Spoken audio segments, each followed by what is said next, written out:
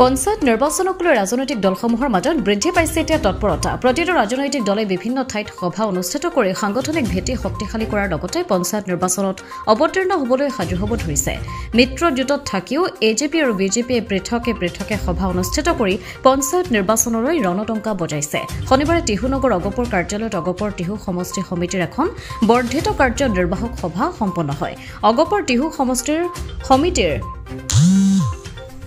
ভাৰপ্ৰাপ্ত সভাপতি প্ৰদীপ শৰ্মাৰ সভাপতিত্বত অনুষ্ঠিত উক্ত সভাত কেন্দ্ৰীয় সমিতিৰ সম্পাদক কেশৱ চন্দ্ৰ ডেকা, কাৰ্যনিৰ্বাহক বাণী কলিতা, নলবাৰী জিলা অগপৰ সম্পাদক কনকেশ্বৰ দাস, নলবাৰী জিলা সাহিত্য সভাৰ নৱনিৰ্বাচিত সভাপতি তথা জিলা অগপৰ উপদেষ্টা ড বীৰেন্দ্ৰ কুমাৰ চক্ৰৱৰ্তী, টিহু পৌৰসভাৰ উপ পৌৰপতি ড সুৰজিৎ বৰ্মন, জ্যেষ্ঠ অগপ নেতা ফণীন্দ্ৰনাথ দাস, শংকৰ কুমাৰ দাস, সুৰেন্দ্ৰনাথ কলিতা আদি কেইবাজনো অংশ লৈ আগন্তুক পঞ্চায়ত নিৰ্বাচনলৈ সকলোকে সাজু হ'বলৈ আহ্বান জনায়।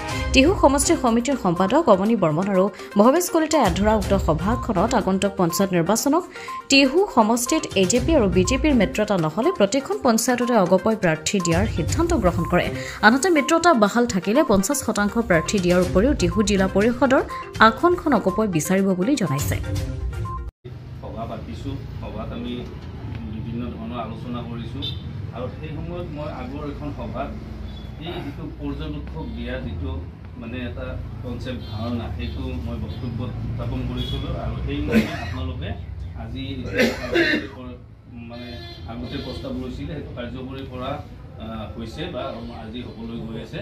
তো প্ৰস্তাৱ লোৱা গতিকে সেইটো কাৰণে প্ৰথম ধন্যবাদ জনাইছোঁ। এতিয়া মোৰ বিশ্বাস আছে নিশ্চয়কৈ সংগঠন কৰাৰ ক্ষেত্ৰত এই পৰ্যবেক্ষকসকলে দায়িত্ব সুন্দৰভাৱে ল'ব আৰু আগতকৈ সংগঠন নিশ্চয়কৈ মানে অলপ উন্নত হ'ব, শক্তিশালী হ'ব আশা কৰিছোঁ।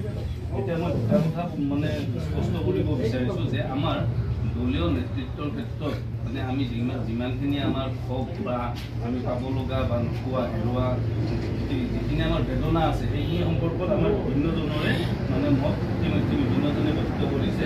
গতিকে এই ক্ষেত্ৰত আমি সমভাগী সকলোৱে সমভাগী আমিও এই ক্ষেত্ৰত মানে অসুবিধা পাই আছোঁ যথেষ্ট।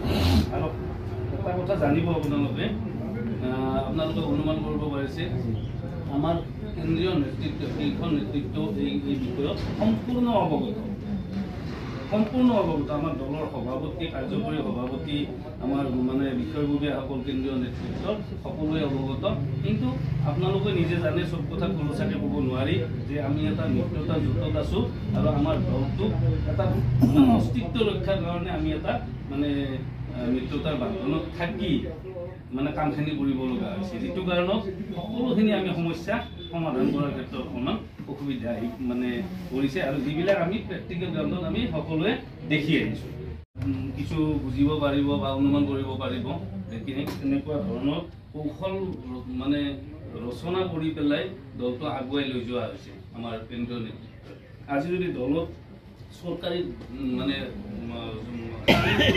আমি গম নোপোৱাকৈ অকণমান আমি চাকৰি বাকৰি কৰা মানুহখিনিয়ে হওক বা কিবা অকণমান কেঁচা আমি ক'ৰবাত সুৰক্ষা অলপ যদি পাই।